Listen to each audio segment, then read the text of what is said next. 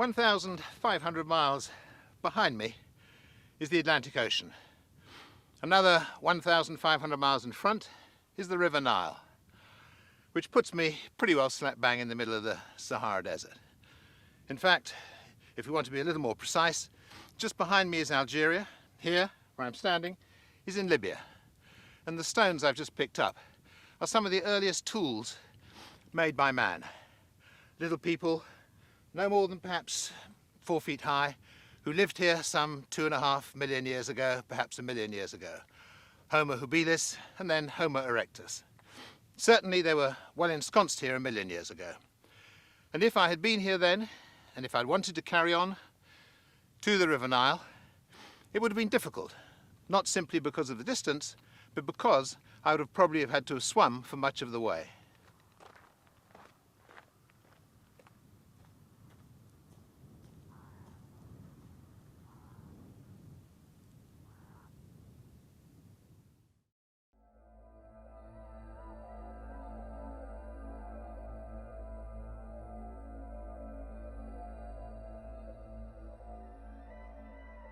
The site where I was standing was on the edge of what was once Lake Megaphazan, 1 million or so years ago. And if I had wanted to make it to the Nile, I would really have had about 600 kilometers of water to cross.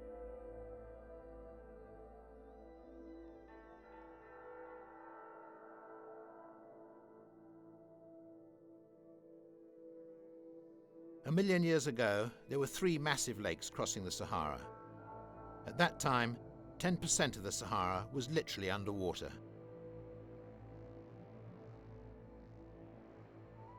The patch of flat hard ground in front of me was once the bed of Lake Megaphazan.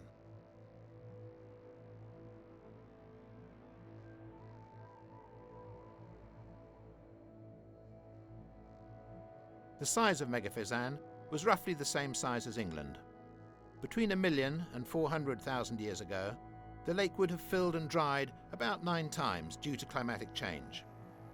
200,000 years ago, the lake started getting smaller, and 10,000 years ago, Megaphazan was considerably smaller, about 100,000 square kilometers.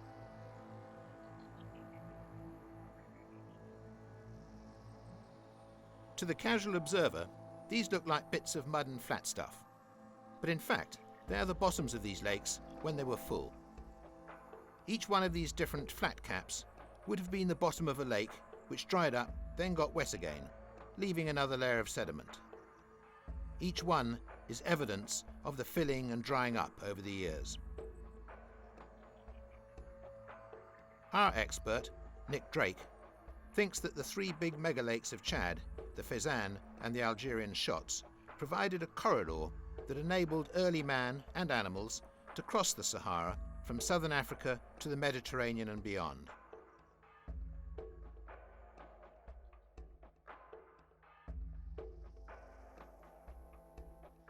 "8,000 years ago, Neolithic man lived around here, and we can see this from the abundance of rock art and the tools that can still be found today.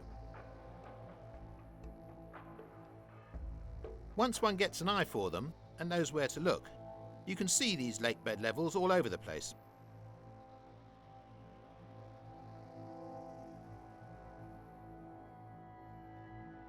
They last filled up about 10 or 12,000 years ago, after the end of the last ice age. Since then, the Sahara stayed relatively wet up until about 5,000 years ago, with the last of these rain-fed lakes drying up about 3,000 years ago, when the desert became much like it is today.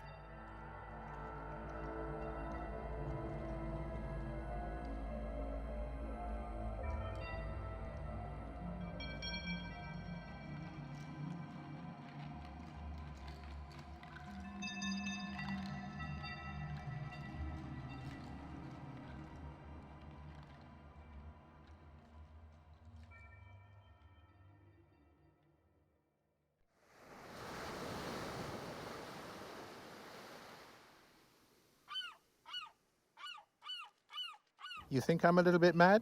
You may be right, but I'm relaxing. This is the beach.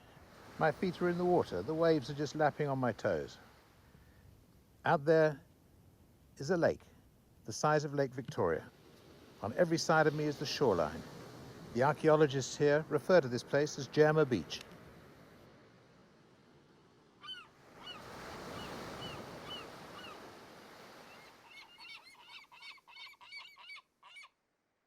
As the Sahara became wetter again after the last ice age, the big valleys became semi-permanent rivers. This one, the Wadi Tanzuft, was one of the biggest rivers flowing into Lake Megafezan, as was the massive Ikharia Valley, which cut through the Tassili Plateau a little further west. The desert itself was covered by savanna, with substantial trees in the high mountains. This cypress, which could be 5,000 years old, can still be found on the Tassili Plateau. And the people who lived here left a remarkable record of the animals that lived in the Sahara at that time.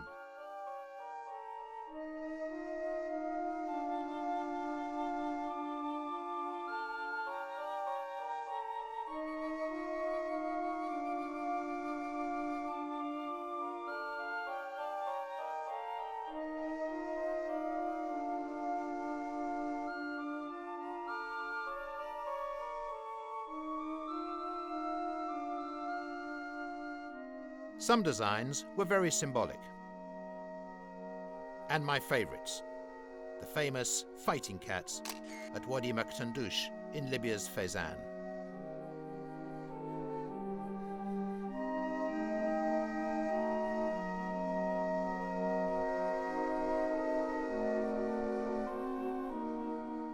The people who lived here 10,000 years ago, and perhaps earlier, told us something of their lives.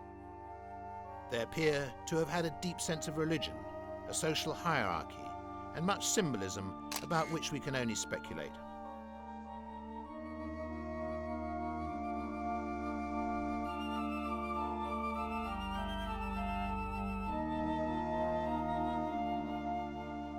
Early archaeologists called them misleadingly roundheads.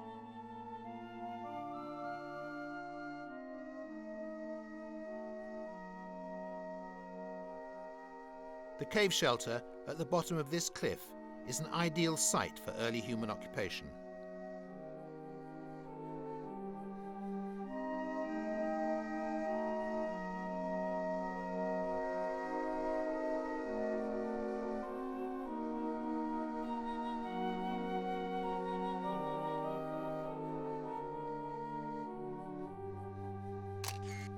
At one end of the shelter, we find an example of this early roundhead art.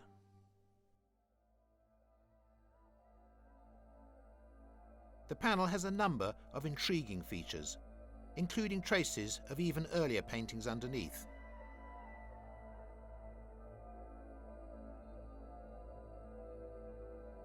This is a perfect shelter for human habitation, well protected and comfortable, overlooking what would have been a lush valley, and a most convenient set of caves at the back.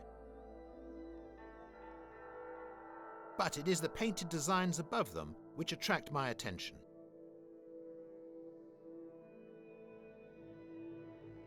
This sort of elongation of limbs, if that is what it is sometimes thought to be indicative of shamanistic elements.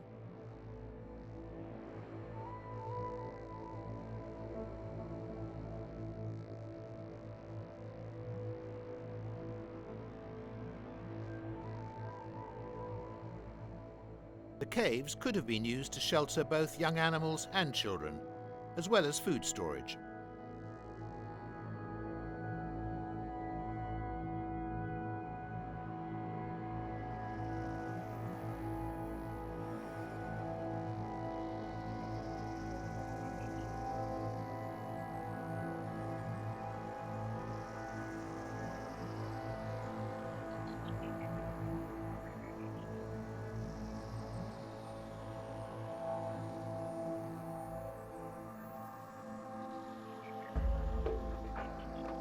Seeing my interest in the paintings, our guide, Jamel, gives me a demonstration of how the artists extracted the ochre colour for their paints by simply grinding a slab of local sandstone.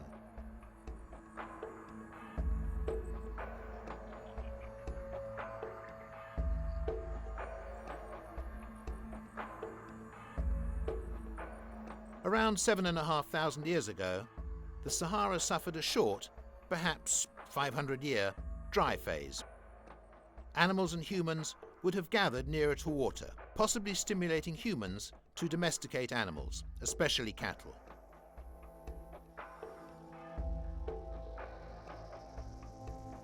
Irrespective of what caused the change from hunting wild animals to their domestication, the pastoralists left a dramatic and beautiful pictorial record of their culture and way of life. The Ikakus and Emisak regions of Libya's Fezzan, like the neighbouring Tassili ranges in present-day Algeria, became the focal points of an extensive pastoral culture in the Central Sahara.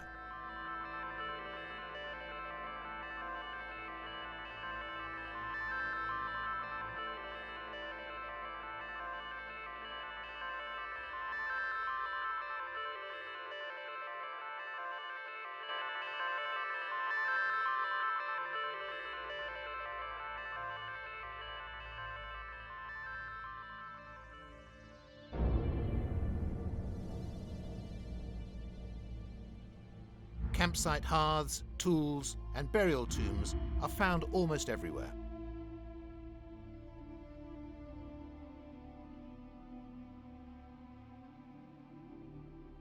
Around 5,000 years ago, the Sahara began to dry up.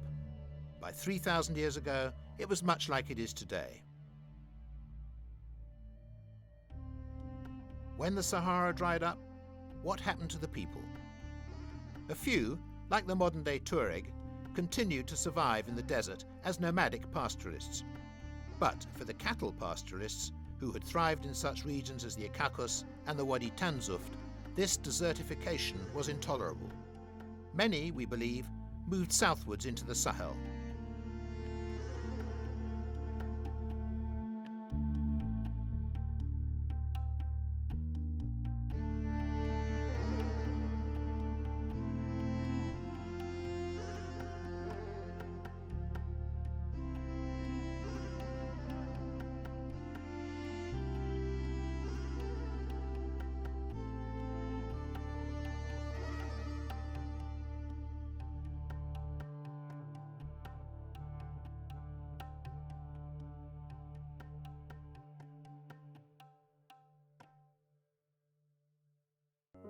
Those that remained concentrated themselves in a series of hill forts on promontories of the Scarp, such as Zinkekra. With steep slopes on all sides, Zinkekra was an almost impregnable hill fort. Indeed, when Zinkekra was first occupied, about 3,000 years ago, the last water of what remained of Lake Megafezan, where the town of modern Jerma is today, was probably drying up. The people moved down from Zinkekra into the Wadi al-Ajal about 3,000 years ago, and probably as the dwindling remains of Lake Megafezan finally dried up. Their first agriculture down here was probably irrigated from shallow wells, but within a few generations, these people, the Garamantes, had developed an amazing system of irrigation. The system involved underground aqueducts, tunnels, known as fogaras. These long ridges on which I'm walking are their surface remains, the dirt that was thrown up from their excavation.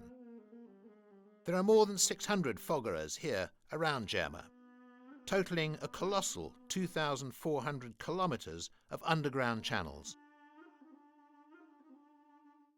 I'm walking with Professor David Mattingley, the archaeologist responsible for the recent excavations of Jerma. The great secret of Garamantian civilization was its agriculture, and the key to agriculture was irrigation, because rainfall was essentially zero by the time we get to Garamantian times, as it is today. So to tap into the water resources of this environment, the Garamantes utilised this very ingenious means of underground water channels coming from a water table, a water source, more or less where we are now, at the very foot of the escarpment at the south side of the valley. And they first tapped into this by digging a deep mother well, 30, 40 metres deep, very close to where I'm standing now. And from there, they constructed a series of other wells leading out down towards the plain, and these they connected at the bottom with a gently sloping tunnel, a channel that carried water, flowing water, out down towards the oasis, 30 or 40 meters below the elevation that we're at now. And this allowed them essentially to irrigate large fields, large areas of the oasis floor in the lowest part of the valley out there. None of the Garamantian foggerers work anymore. Indeed, only a few traces of them can still be seen, as most have collapsed or been buried under the rapidly expanding town of New Germa.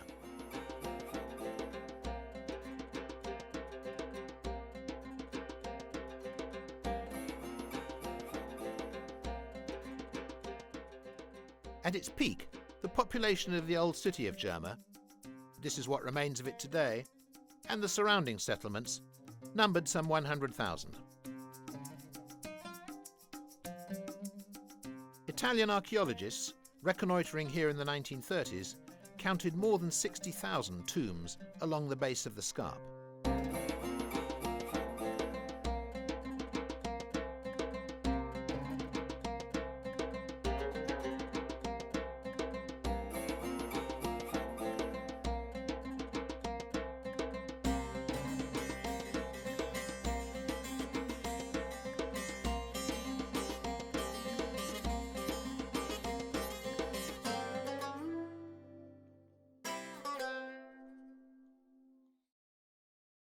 Garamantian influence extended far and wide, to Lake Chad and the river Niger to the south, the Mediterranean in the north, and to Egypt in the east.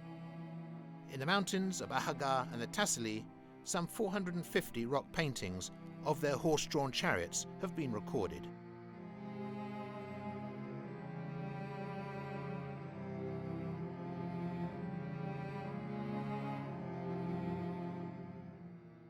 Germa's museum gives a glimpse of the extent and nature of the Garamantes' trade and commercial links, and the richness of their material culture.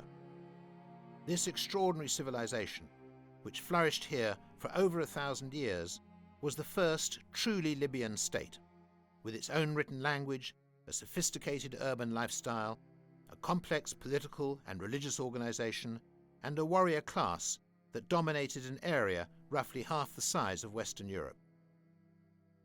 The problem with foggerers is that you can't turn off the tap. By the early centuries AD, the aquifers were being overdrawn.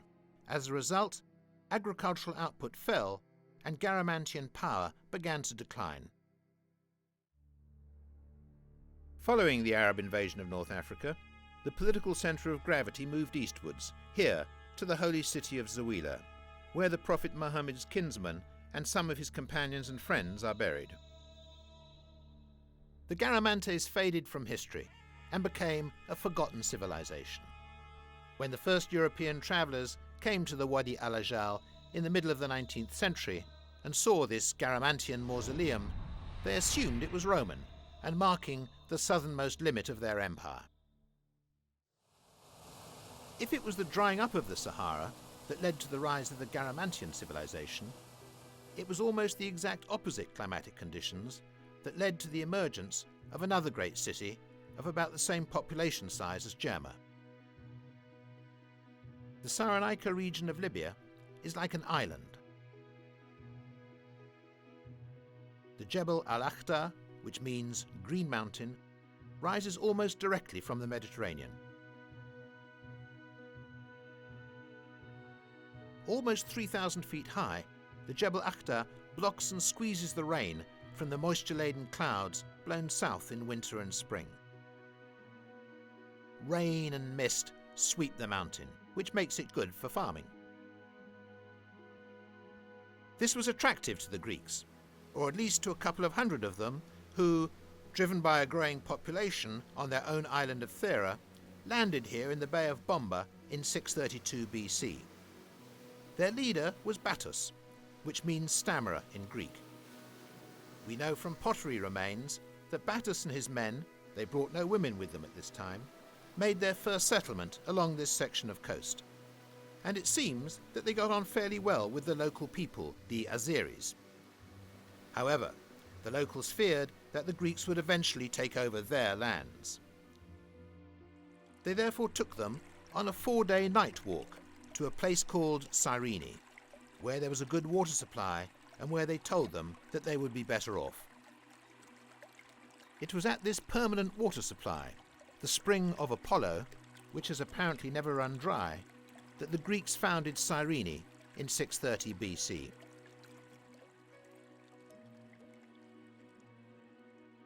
The spring and its sanctuary are dominated by the Temple of Apollo.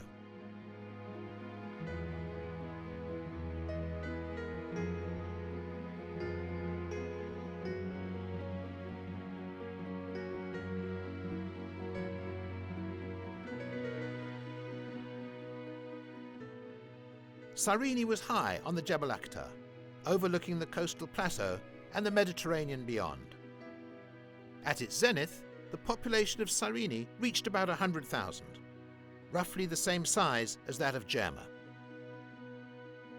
Cyrene became one of the wealthiest cities in the Greek Empire because of the export of a multitude of agricultural products, and one in particular, the indigenous herb silphium, the giant fennel, on which Cyrene seems to have had a world monopoly.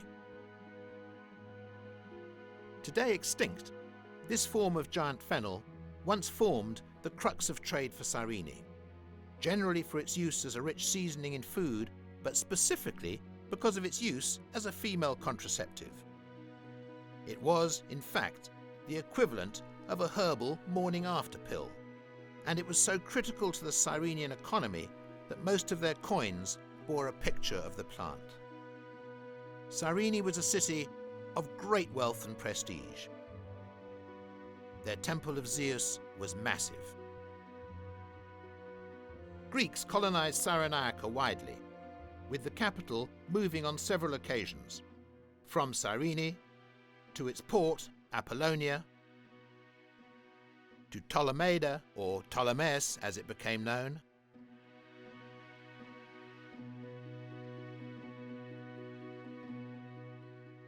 to Tushira, modern-day Tokra, and to Euhesperides, Berenice, now Benghazi, which is why Cyrenaica was known as the Pentopolis, the Five Cities.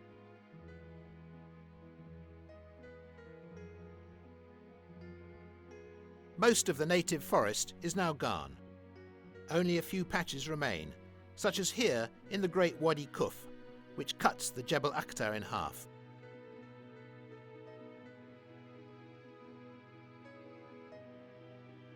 A barrier to the Greeks, Romans, and the armies of World War II, it is now spanned by a magnificent bridge.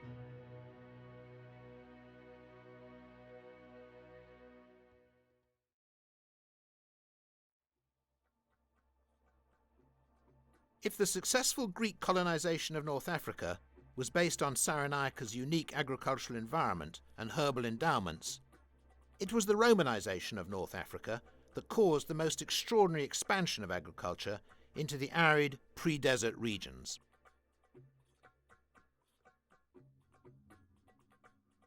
From around the 1st century AD, open farms proliferated all over the pre-desert.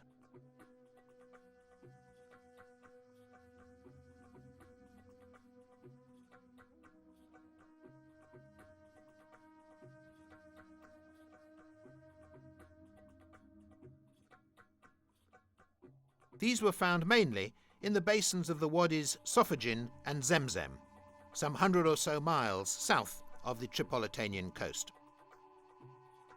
Food plants were remarkably diverse and prolific, ranging from cereals to oil plants to Mediterranean and African fruits and to a number of herbs.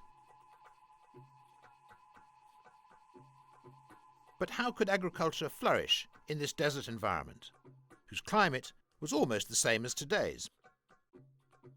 The answer is irrigation. Rain that fell in winter on the mountains and the rock-strewn plateaus of the pre-desert, although often heavy, was sporadic.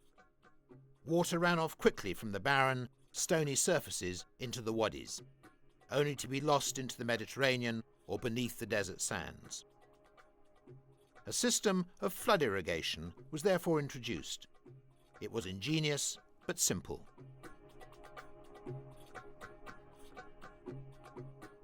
Lateral walls, like this one, ran parallel to the valley sides. These slowed the water runoff from the plateau, stopping it from rushing down the valley sides and scouring out the soil in the valley bottoms.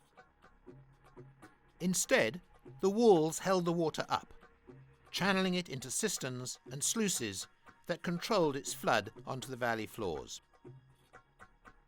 There, transverse stone wall dams across the valley floors, often at intervals of only a few hundred yards, transformed the valley floors into a series of longitudinally stepped field systems.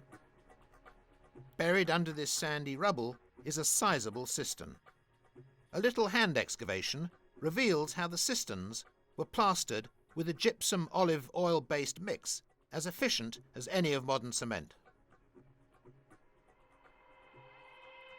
Many historians have taken these farms to be Roman, especially when they became increasingly fortified from about the 3rd century. This development was assumed to be because of attacks on this rich farming area from hostile desert tribes to the south of the Roman frontier.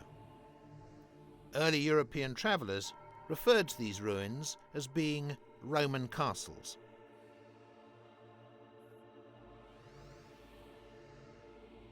This community, Gierza, consisted of 6 ksur, fortified buildings. Over 30 satellite buildings, rubbish heaps, wells and cisterns, plus 2 groups of splendid mausolea. Romanization introduced private landholding, land registration, an administrative system, markets, and relative peace. The conditions encouraged the locals, who had already developed this flood irrigation technology, to take up farming in a big way. The region soon became immensely prosperous. Far from these farms being fortified for their protection, we now think that such construction was a form of status display, not by Roman colonists, but, as we know from written inscriptions and archaeological evidence, by wealthy indigenous Libyans. The wealth of these people, as a result of increased consumption, is quite evident in the grandness of their mausolea.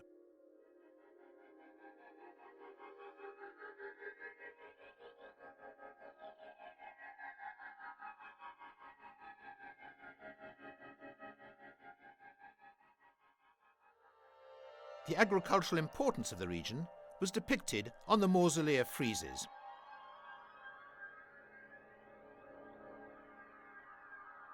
The opulence that this conspicuous consumption created indicated that this elite was tied to a substantial and profitable cash market economy, in which the olive reigned supreme. Olive oil production in this part of North Africa was huge. At its peak, Tripolitania was probably exporting 1 million litres of oil a year to Rome, as well as large quantities to other Mediterranean markets, still leaving substantial quantities for the local market. And that market was Leptis Magna. The Roman capital of Tripolitania was more than a market. It was the bright lights. Like all cities in the Roman Empire, popular entertainment was a top priority. When the farmers came to town, it was all there. They had a choice of the theatre, the amphitheatre, where hundreds of wild animals, not to mention gladiators and other poor wretches, were often killed in a single day of bloodfest. You can sense the fear still gripping the dank stone walls. For those entering the arena from the holding pens beneath, the arena must have been a terrifying sight. Holding 20,000, 30,000 spectators, it was 2/3 the size of Rome's Colosseum. They even had the Hippodrome sports complex, where chariot races were held. Leptis Magna's Hippodrome, some 500 yards long, is the largest known hippodrome outside Rome. North Africa has few natural harbours, and from as early as the 10th century BC, Phoenicians, seeking trade routes from the Levant to Spain, had established a settlement at the mouth of the Wadi Lebta. By the 5th century BC, Leptis was part of the Carthaginian Empire. However, in 146 BC, Carthage was totally destroyed by the Romans.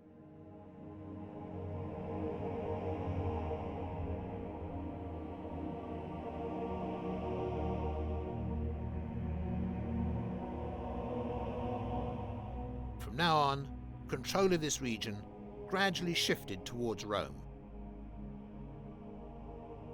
Under Rome, Leptis had much autonomy, and its people remained basically Carthaginian, with a strong Roman veneer. Leptis's privileged relationship with Rome became even closer in the late 2nd century AD, when Rome elected one of Leptis's most prominent citizens, Septimus Severus, as emperor. Severus introduced a massive building program for his native city.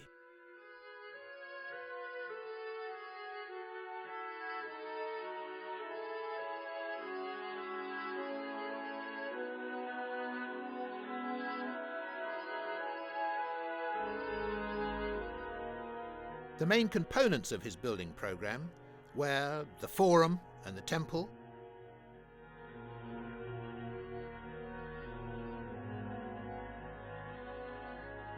the Basilica,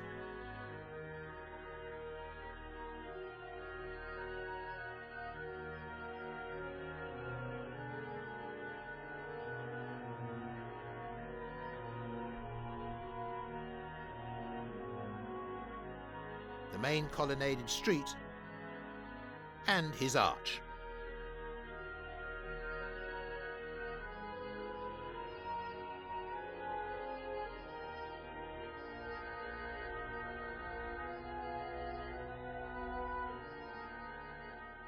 The most splendid of all Leptis's buildings were, however, the Hadrian Baths. Modelled on the imperial baths in Rome, they were built some 3 generations before the Severan buildings. The open-air swimming pool led into the vast marbled hall of the Frigidarium, with cold plunge pools at either end. Then a warm room, the Tepidarium, with a single bath.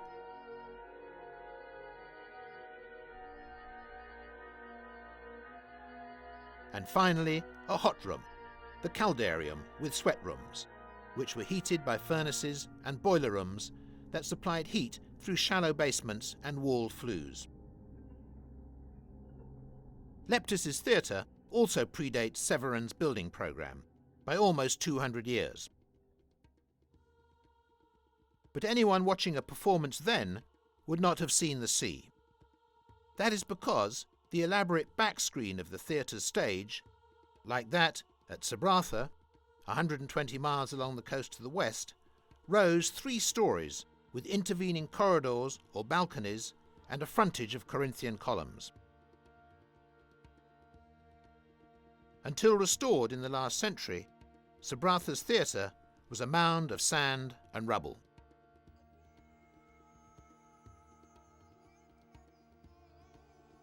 Today, tourists to Leptis and Sabratha are drawn by the splendour of their theatres. At the crossroads of the Levant and the Western Mediterranean, Rome and Africa, Leptis Magna's market especially rivalled any modern-day souk. The kiosks and stalls offered an amazing array of wares, including meat, fish, vegetables, wines, olive oil and spices, exotic cloths, and all kinds of leather goods and hardware. And it was well regulated, with standardized units for length, liquids,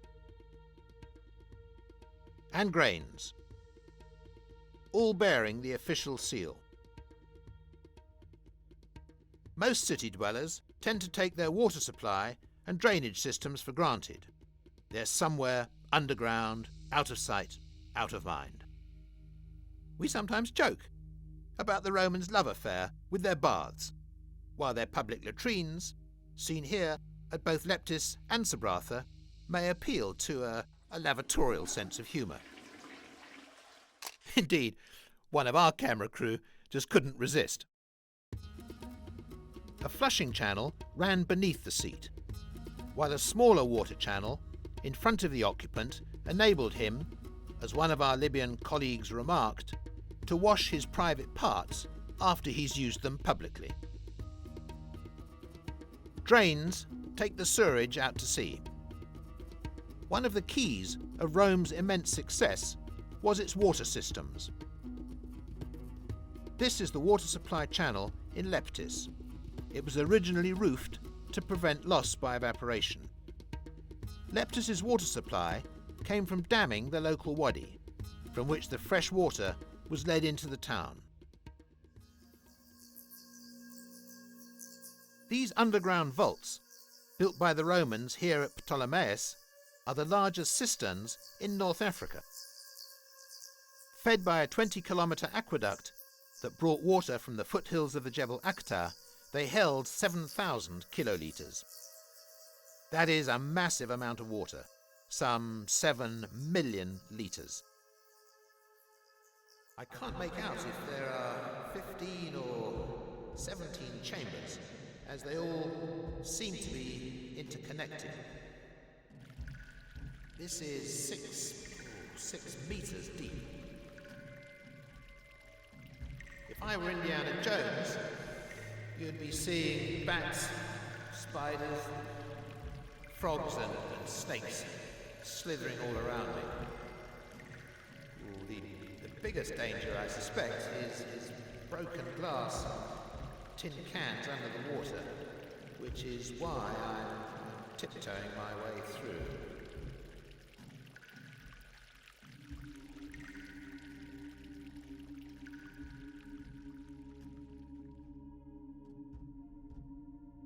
The Greek cities of Cyrenaica became progressively more Romanized after this part of Libya became a province of the Roman Empire in 96 BC. Rome didn't conquer Cyrenaica. Rather, it was bequeathed to Rome upon the death of the last of the Ptolemies of Egypt. Consequently, the transition was characterized by gradual changes. This Byzantine church at Apollonia, for example, was built on Hellenistic foundations.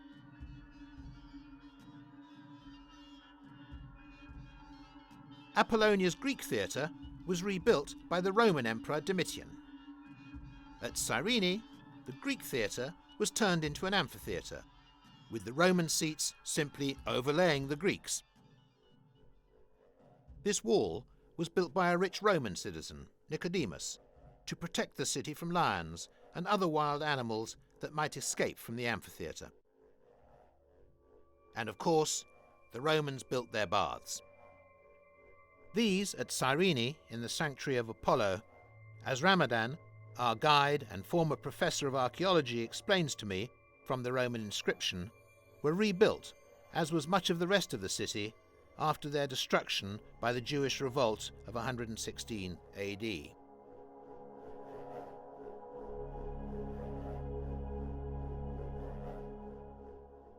As with most Greek cities of the eastern Mediterranean, most of Cyrene's visible remains are Roman, although the layout of the city is Hellenistic. Here, the Greek agora, or marketplace, and behind it the gymnasium, were also used by the Romans as a forum, and today by cattle.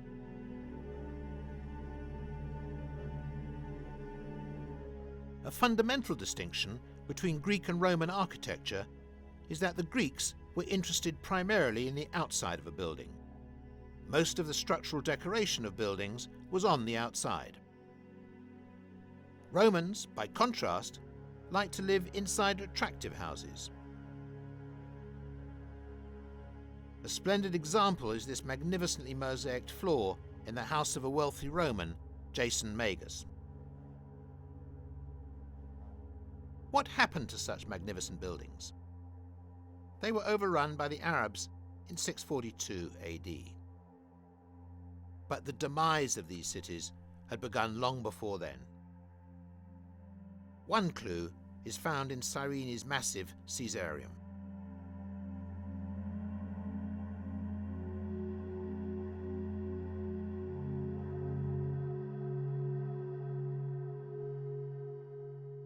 hallmarks of cavalry occupation are seen in the drinking troughs and tethering rings in the columns. But there were other reasons. Cyrene had been devastated on 3 occasions. A revolt by the region's Jewish population led to the city being occupied and largely destroyed. The Temple of Zeus was destroyed by fire, with some estimates putting the number of Romans and Greeks killed in the region at 200,000. Although quickly rebuilt, its decline was compounded by an earthquake in AD 262, which reduced the city to just its central districts. Then, just 100 years later, almost every building was destroyed or severely damaged as an even bigger earthquake shook North Africa. Little of North Africa escaped unscathed. At Leptis Magna, for example, the dam which ensured the town's main water supply was broken and never repaired. The port silted up, and the city quickly shrank to a remnant of its glorious past.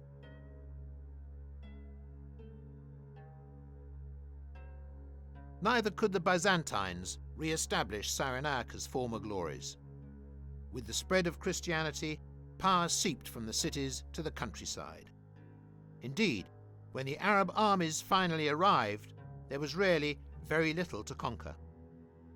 It is perhaps natural for Europeans to attribute the damage to these cities, especially the decapitation of hundreds of statues of deities, to the Arabs. But, in fact, it was the early Christians, not the Arabs, who set about the destruction of these pagan effigies. At Cyrene, they built 7 lime kilns in which to burn them.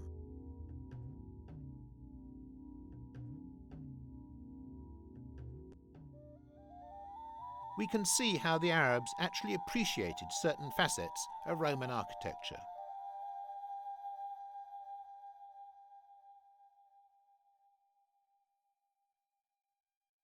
The 500-year-old Tajura Mosque in Tripoli is supported by 46 columns taken from ancient Leptis.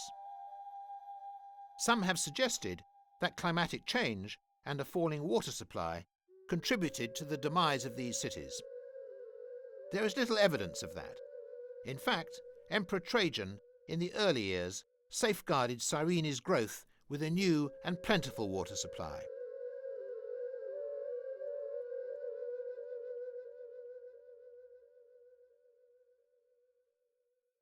This wall was the outside of a huge reservoir, the size of several football pitches and entirely covered by vaulted roofs.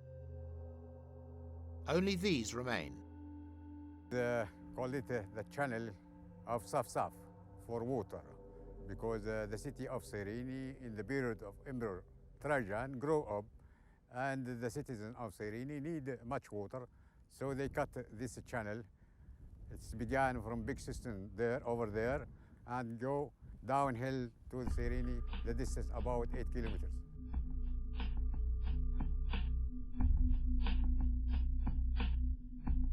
If the Romans had their man-made rivers, such as Wadi Safsaf, Libya's present-day equivalent dwarfs its predecessors.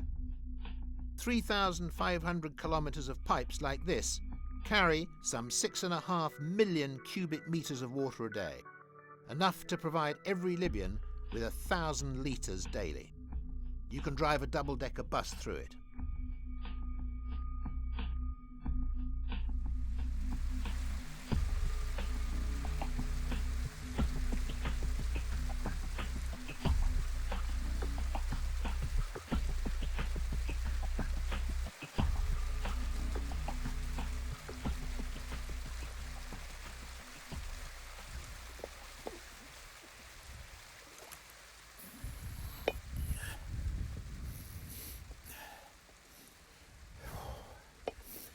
This water has travelled 800 kilometres from the south of Libya, deep under the Sahara, into this reservoir. This water here alone may be 1 million years old. It's rainwater that fell on the Sahara at the beginning of the ice ages, went deep underground, filled, lowered, maybe 9 times, maybe 10, maybe more. has flowed all the way to the north here, 800 kilometers, and I'm drinking it right now, and it is drinkable water.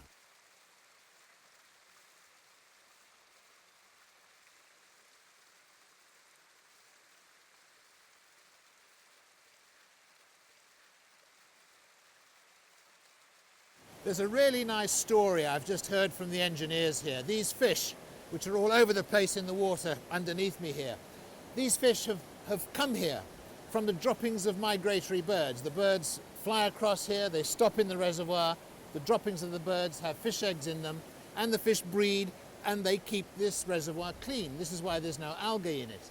But what is really nice is that every few years they have to drain everything here for service and maintenance. So they empty this whole reservoir out. As they do so, the birds, the fish, not the birds, the fish concentrate into the middle. The birds come, they eat all the fish.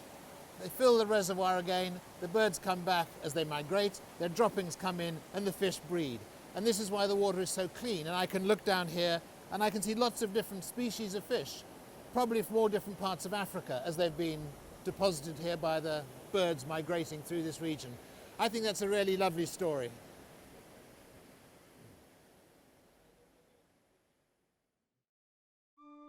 Outside this reservoir, as far as the eye can see, are water tanks.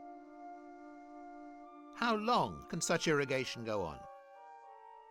The engineers say for at least another 100 years. The Romano-Libyans of the pre-desert, as we have seen, relied on flood irrigation and prospered. But the Garamantian civilization, which based its irrigation on waters from under the earth, was unsustainable.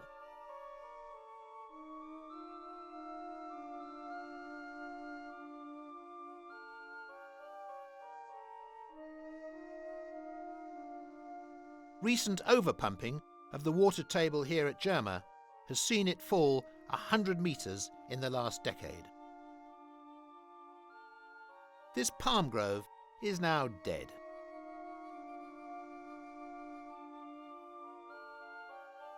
How much longer will the nearby Ubari Lakes last?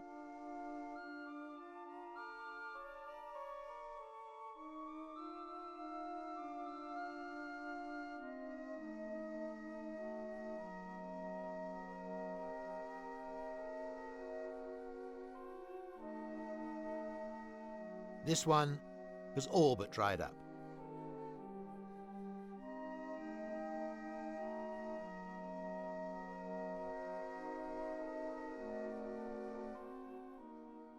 Yet, perhaps the deep aquifers are different. Their water is measured in cubic kilometres, not cubic metres.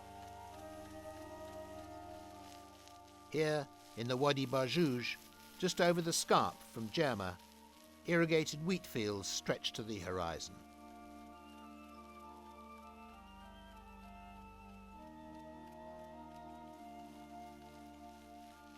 The desert really is being greened.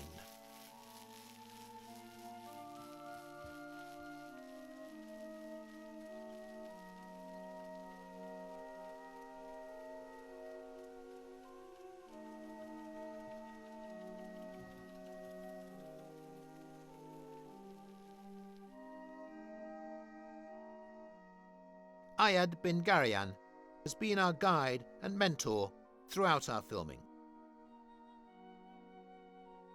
We talk about the changes water has made to the Libyan desert.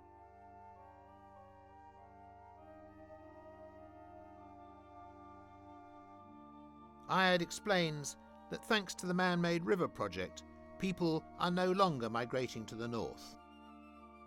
The exploitation of Libya's massive underground water resources, Ayad explains to me here at Gut, means that now there is scarcely a corner of the country without new housing developments. A far cry from the nomad's tent.